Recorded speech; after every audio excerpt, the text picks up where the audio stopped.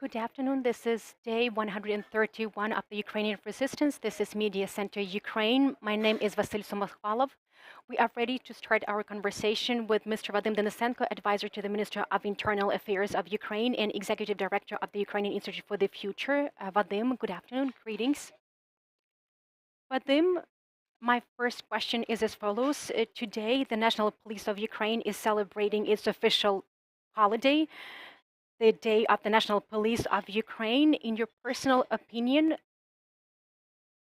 what's the work of the National Police during 4 months of the all-out war? What has changed, and what is the role of the National Police of Ukraine right now?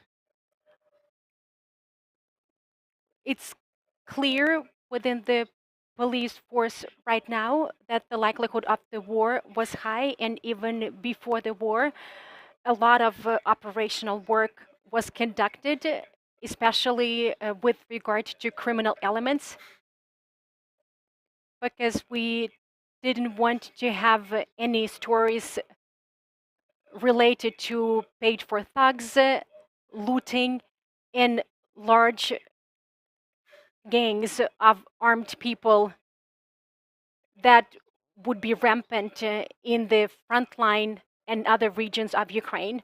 And this is the task that I believe that the National Police of Ukraine attended to very successfully. I would like to remind everyone that during the first days of the war, the National Police of Ukraine handed out about 20,000 guns. It's because of the confidence that we have in the local population. It was related to a psychological component in the defense of our capital. In terms of the criminal situation in Ukraine, right now, the crime rate is even lower than before the war. At a certain point, the crime rate even dropped by 50% in comparison with the pre-war period. And I think that right now the crime rate is about 25% lower in comparison with the times before the war. The National Police of Ukraine is very successful in maintaining public order. We do not really observe any significant changes or increases in organized crime. And most of the cities that are not under occupation are safe from a crime perspective. In my personal opinion, the police force in Ukraine did an excellent job, and they are doing whatever their responsibilities are. We also have a wide array of examples when police officers joined the ranks of Ukraine's armed forces. So basically, they are fighting side by side with the armed forces of Ukraine. You have been very active in commenting on the situation with Belarus. Mr. Lukashenko made some statements the day before yesterday. There were a lot of rumors circulating around. What is your assessment of the current situation? I would like to point out that we do not expect any invasion on the part by Belarus in the near future. As of today, there is no amassment of Belarusian forces on the border. There is some supply personnel. Belarus remains a platform for Russia's potential repetitive invasion of Ukraine from the north, but the Belarusian forces amassed along the border with Ukraine right now are not a threat because some of the Belarusians are drafted into the army, but not in sufficient quantities, so there is no direct threat as such. Mr. Lukashenko made a statement yesterday claiming that Belarus and Russia are a single army, that they are part of the same system, and it's a testimony just to one thing, that Mr. Lukashenko is intimidated. It looks like he made a pledge to Putin, but it looks like the most probable scenario is that the Belarusian forces will not invade Ukraine. Belarus will just remain a platform that Russia will continue employing for attacks against Ukraine. But we are observing the situation, so let me reiterate that as of today, we do not really see any direct threats of potential invasion on the part of Belarus. I have a point of clarification.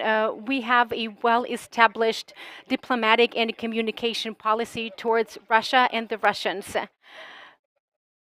Belarus is sort of on the sidelines here. What should our diplomatic and communication policy be towards Belarus, in your opinion? From a communication perspective, the situation is a far cry from the situation with Russia.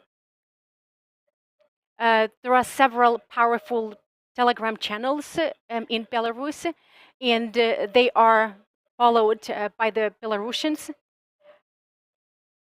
There is also a large percentage of oppositional forces, even though they are not that active. And unlike the Russians, about 80% of the Belarusians are not supportive of Belarus being part of this war, and about 60% do not endorse the territory of Belarus being used by the Russian army. So it's a robust deterring factor for Mr. Lukashenko, and it's one of the main reasons why he's afraid of his army being engaged in this war.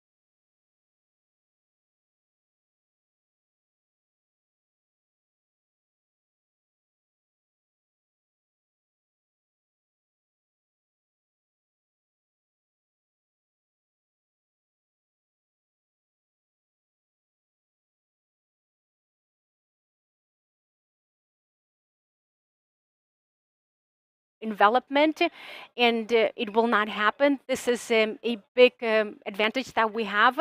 We are better organized, and we have retreated to more reinforced positions.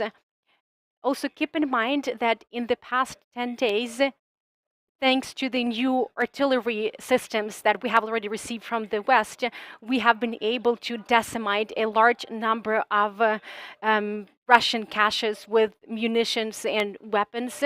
This is something that gives us an upper hand because right now we can damage and destroy caches with Russian munitions at a distance of 65 to even 70 kilometers.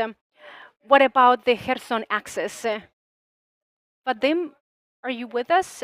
I think we've lost Vadym. Just a minute.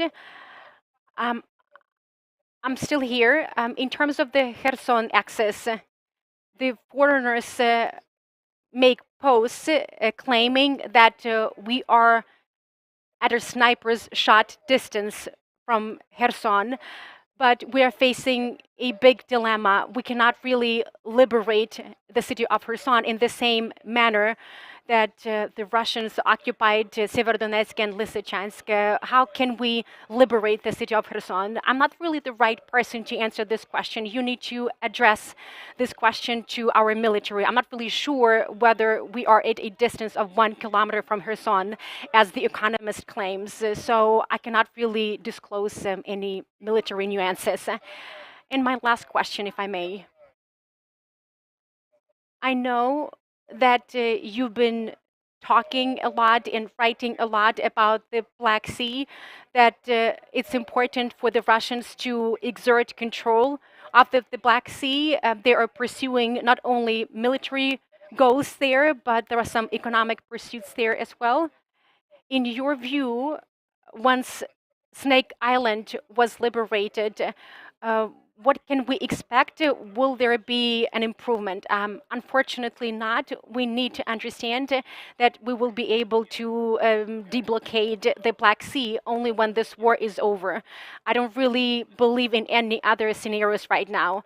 For the Russians, control over the Black Sea is the key crisis that they are causing globally, because it's a matter of the migration crisis in the first place. It's not only a matter of hunger in a number of African countries, but it's more about hunger wars being waged because of these actions by the Russian army, and there will be an influx of refugees towards the European Union.